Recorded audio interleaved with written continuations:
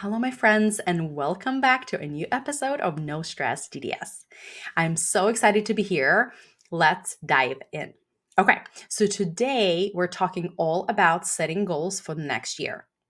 I'm recording this episode in November 2024. So if you're listening to this episode in November or December, this is perfect for you. Could not be any better time. It's a fresh start, it's a new year. We want to start with a clean slate and have all the systems and processes outlined in our practice and set up for success. Yay, so excited that you're listening to it.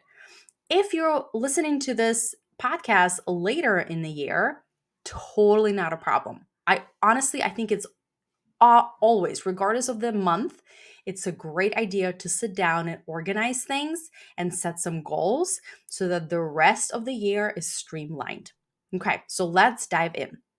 What I want you to notice is from the last episode where I taught you about the 3 stages of dental practice ownership, and today setting goals for the next year, the theme here is I'm helping you create simple and clear systems.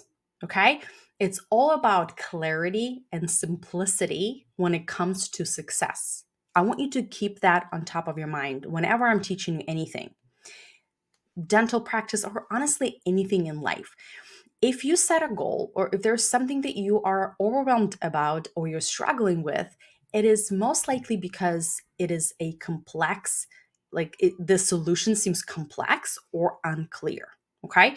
So every time you want to clean that stuff up, and then the path will become so much more obvious. So simple and clear. I always like to say that complexity is the enemy of execution. If things are too complex, our brain is overwhelmed and we don't know where to start, and then practice ownership will seem exhausting, daunting, and we will overwork, spend too many hours just spinning our wheels, not knowing where to focus, and taking away that precious time that we could be having with our children or with our significant others or at home for ourselves on tasks that don't even move the needle in your practice. So I don't want this to happen for you. Today, I'm going to help you set very simple goals. And then clarity. Clarity is everything. In sales, there's an expression I've learned on my journey as a business owner is that when we confuse, we lose. Okay. I want you to always remember that a confused mind always says no. So I'm going to tell you a story so that you can remember that.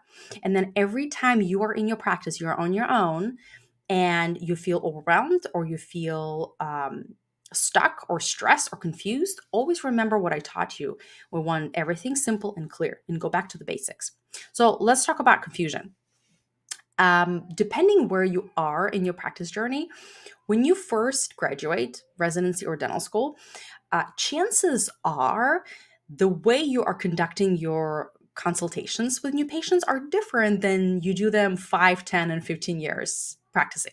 And here's what I mean by that. When I first graduated, I remember walking into consult rooms and looking at the case ahead of time and then mapping out all these different treatment options that I'm going to present to the patient.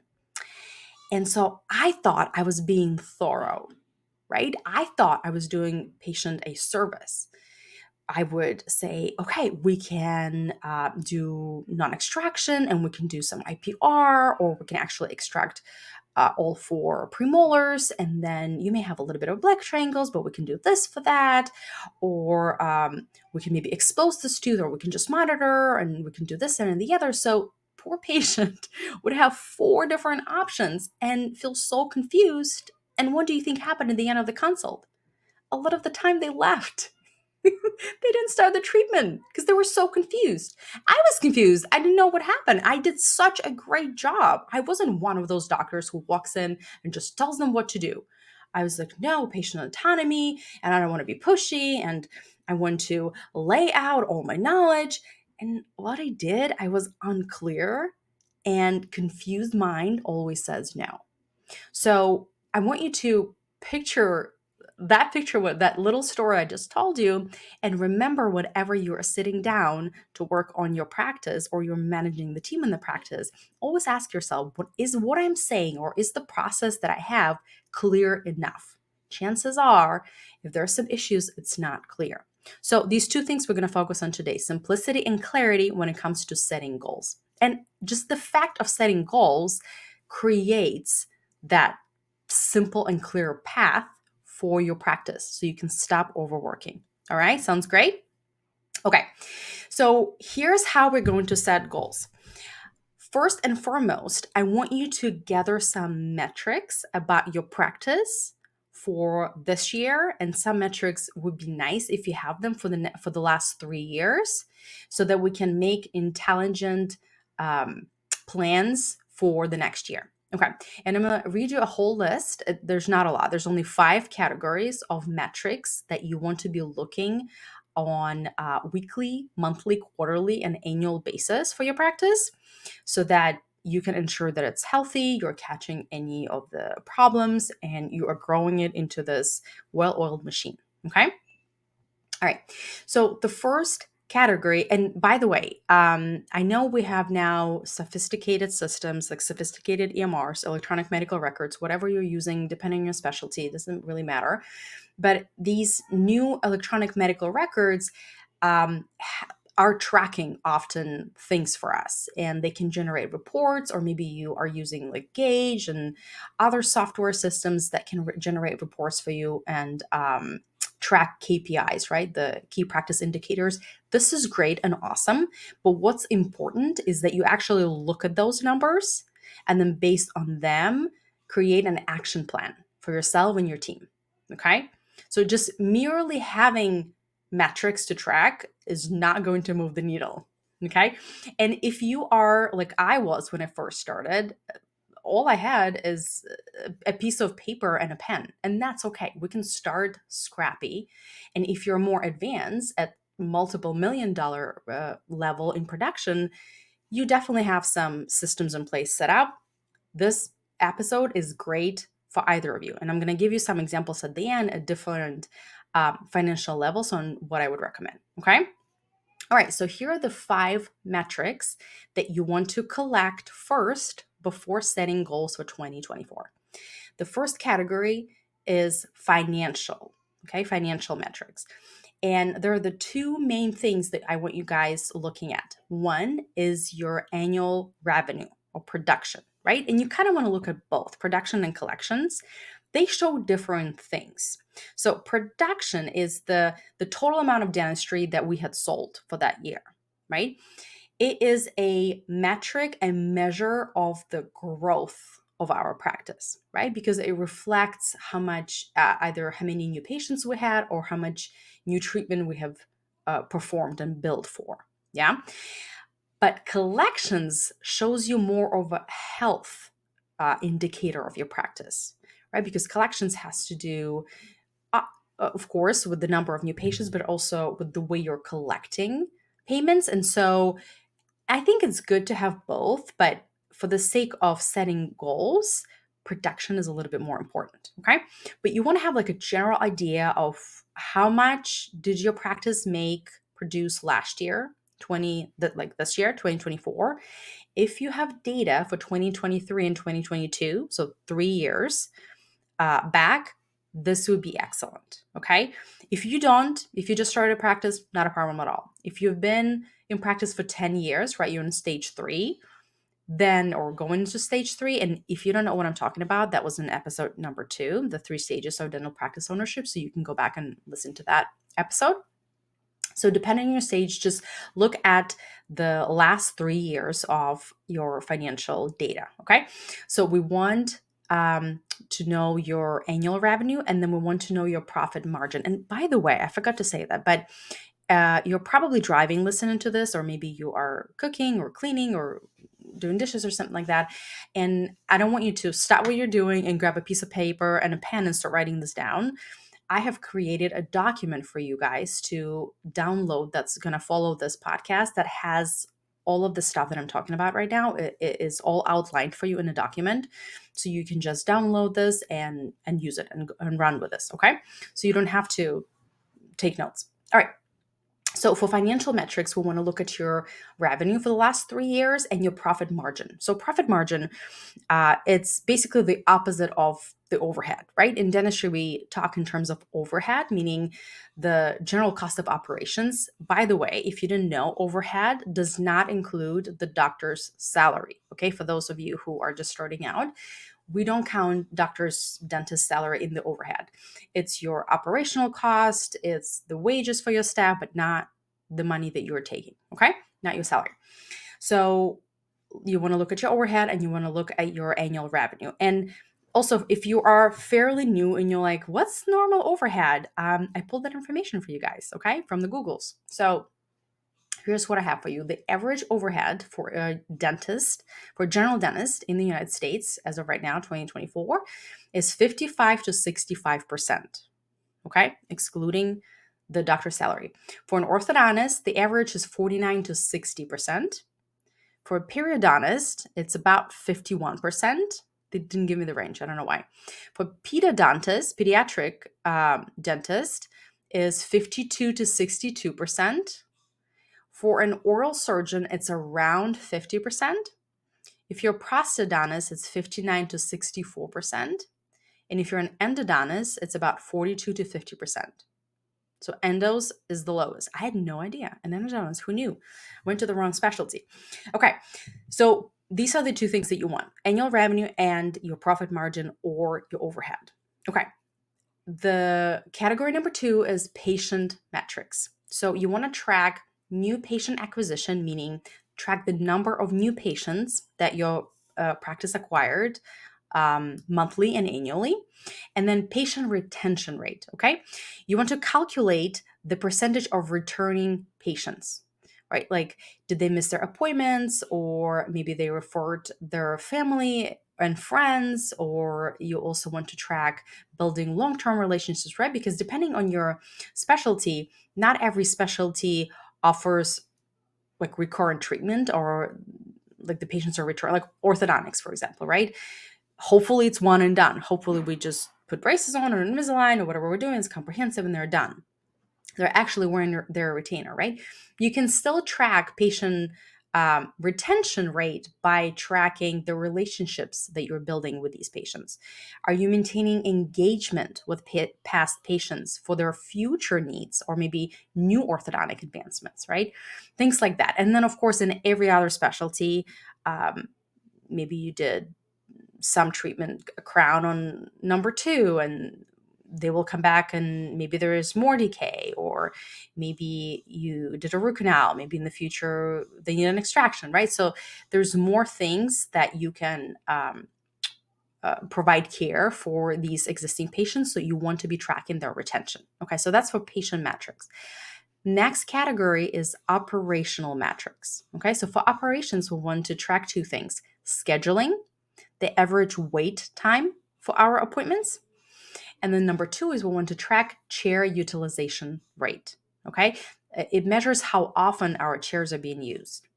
And if you're wondering how the heck I'm going to measure this, the EMRs, your software, scheduling software programs, they generate those reports. But let's say you just have paper charts, you don't use any of that yet or at all, not a problem. You can even manually track. You can have a staff member record when chairs are in use or not. You can conduct time studies. There are different ways to track chair utilization rate.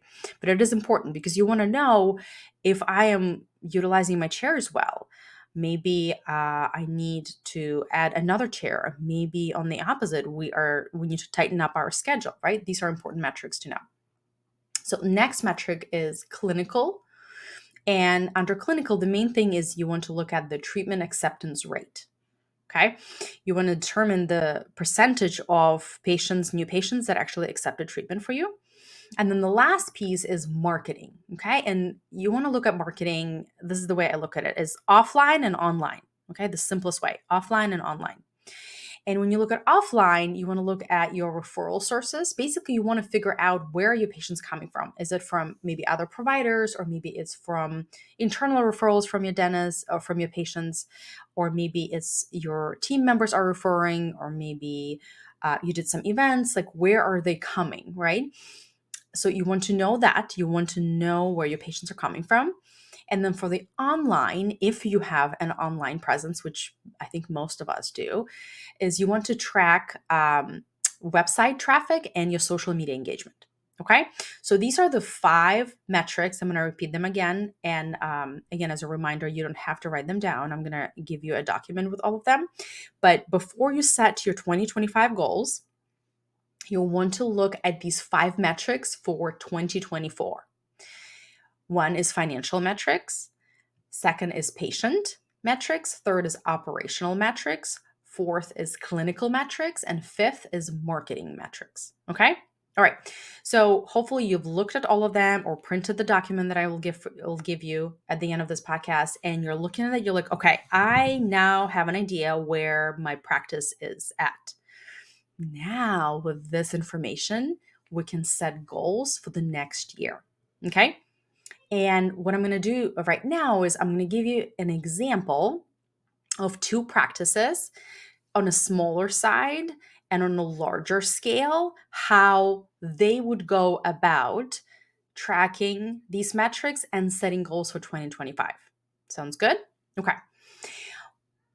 Here's how I want you to also think about setting goals. When we're setting goals, we are not just setting an arbitrary number. This is how much money I want to make. This is how many new patients I want to make. That's great. But another piece is once you set a goal, I want you to write down the action steps that you will try next year to hit that goal. Okay? So let's switch gears on a different example. Let's say you want to lose weight. It's such a simple example. I feel like weight loss is always such a simple example. Let's say you want to lose 10 pounds, let's say you want to lose 10 pounds and your goal is to lose 2 pounds a month, for example. You're like doing the math. Okay, it's going to take me 5 months. So writing down losing 2 pounds per month is great, but what's even better is to write down action steps, how you're going to achieve it. So you're going to write down, I'm going to be drinking 64 ounces of water a day. I'm going to be sleeping 8 hours. I'm going to be exercising 3 days a week. I'm going to be eating 3 days a week, or I'm sorry, 3 days a week. I'm going to be eating 3 times a day. I'm going to stop eating after 6. So like you are creating your action steps, action items in order to achieve your goals. Make sense? Okay. So let's jump in and create goals. I'm going to give you 2 examples of 2 different practices. So example number 1, let's say under your financial metrics, you have a practice that is producing $500,000 in revenue in production a year. Okay. So your current metric is $500,000 annually in production. And let's say your goal for 2025 is to increase that number by 10%. Okay. So your goal would be to make $550,000. Now, action steps. How are we going to achieve it? Here's a suggestion. I always like to brainstorm at least 3 things. 1, you can implement a stronger referral program. 2, you can offer new services. 3, you can enhance your online booking so you can attract more patients. Okay. Second metric, patient goal. Let's say your current retention rate, remember under the patient metrics, I had a retention rate there. Let's say your current retention rate is about 70%. You look at the previous year and that's what you figured out. Okay. So for 2025, we're going to set a goal to increase that retention to 80%. How are we going to do this? Action steps would be introduce a loyalty program, schedule follow-up appointments before patients leave, and maybe enhance patient communication through reminders and maybe start a newsletter. Okay. Do you see how we're going through the exact things we're going to try? And then again, remember, we're tracking our results and we see if it worked, and we're going to set new goals for 2026. All right. Let's jump into the operational goal. So let's say our current metric is that we're averaging about 10 days wait time between to schedule the next appointment, right? They have to wait.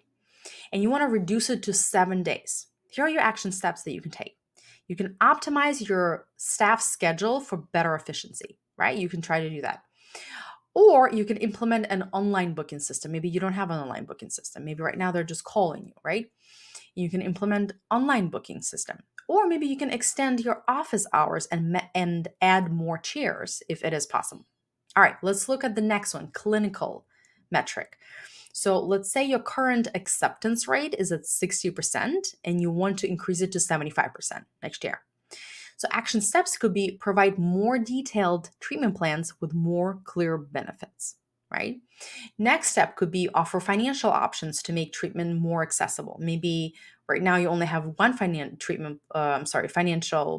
um, option for them to pay. Introduce multiple, right? And third option could be to train your staff in better communication, right, with new patients. And the last marketing goal, let's say right now we are at 20 new patients per month and we want to have 30 new patients per month next year. So the action steps you might want to take is enhance your online presence with SEO, search engine optimization, and social media marketing. Maybe you want to go heavier on social media or start marketing if we haven't been so yet.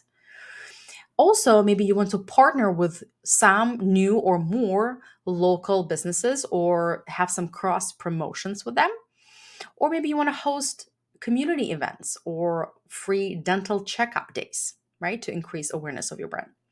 So you see how I walked you through all 5 metrics, including the current metric, or all 5 goals, including the current metric and the goal for 2025, and 3 action steps for each metric. Okay, so let's say you have a bigger practice. Let's say you have a $2 million practice. So what would this process look like? So your financial goal, let's say, is to increase your revenue by 15%. So your goal for 2025 would be $2.3 million in revenue, right? And here are some actions that you can take. You can introduce, for example, 3 new very specialized services. So what do I mean by that? Maybe you can add implants to your practice, or maybe if you're an orthodontist, you can introduce sleep apnea treatments, or maybe if you're a periodontist, you can do more laser and regenerative procedures, or maybe if you're an endodontist and you're not doing CBCTs, maybe you can introduce the 3D imaging and more regenerative endodontics. Or if you're a pediatric dentist, maybe you can introduce special needs treatments. Or if you're an oral surgeon, maybe you can start doing orthodontic surgeries or facial trauma reconstructions. You see, you're introducing better, like not better, but more specialized services that you also can charge for more and market better. That would be one option or one action plan to help you hit that revenue increase goal for 2025. Another option could be increase your fees by, let's say, 5% on selected procedures. And another action plan could be, or action step could be, expand your referral programs to local providers. Okay. Next, let's say, remember how we talked about the overhead? Another way to make more profit, right? Money take home after the expenses is profit. One way is to produce more. Another way is to lower your overhead. Yeah, to lower your expenses. So let's say we want to lower our overhead by 3%. Here are some actions to consider for next year. Maybe you can renegotiate supplier contracts for better rates. It doesn't have to be you. You can delegate it to your office manager or whoever does that. But these are some things to consider. Another one, you can reduce your utility costs by implementing energy savings measurements. One more option could be streamline your admin processes so you can reduce overtime. All right, you don't have to pay so much overtime. Let's move towards patient goals. Let's say at this level, a $2 million practice, your patient retention rate is at about 85%. Is about 75%. And you want to increase it to 85%. So what you can do is you can develop personalized follow-up systems, right? I will make an episode on that, but the buying behaviors of people have changed in 2024. People need a lot more high touch, more points of contacts before they buy treatment from us. And so creating these more personalized follow-up systems, which doesn't mean that you have to call up every patient. It could be automated reminders, but have you noticed how people are like, we're receiving more text messages from people? That's what companies are trying to do. They're trying to create these more personalized experiences. So this could be something you can consider. Or another option to increase your patient retention from 75 to 85 could be offer a loyalty program with discounts, right? And regular checkups. Or maybe you may want to consider conducting a patient survey so you can identify, where are my people not happy? How can I make them happier? How can I improve? Because sometimes we don't even know what the customer wants. We have to listen more than talk. Yeah. So that could be a good strategy. Let's move on. Your operational goals. Let's say you want to reduce your wait time even further. Like, let's say you want to reduce it to 5 days, right? Sometimes we're super booked out and we're losing new patients because they're going somewhere else. So what you can do is you can implement advanced scheduling, or maybe use some predictable analytics to do that. You can increase your staff training so then they can turn over patients faster and you can see more patients. Or maybe you can expand your practice hours, right, based on the demands analysis. Let's look at another thing, chair utilization. Remember we talked about it? Let's say our current chair utilization is 80% and we're going to want to go to 90. But what we can do is we can introduce more flexible appointment schedule and maybe virtual consultations. I know a lot of orthodontists are starting to do that. Maybe we can analyze our scheduling data and reduce downtime. Yeah, so we're more efficient, and regularly review and adjust appointment durations, right? Working on your schedule. Let's look at our clinical goals.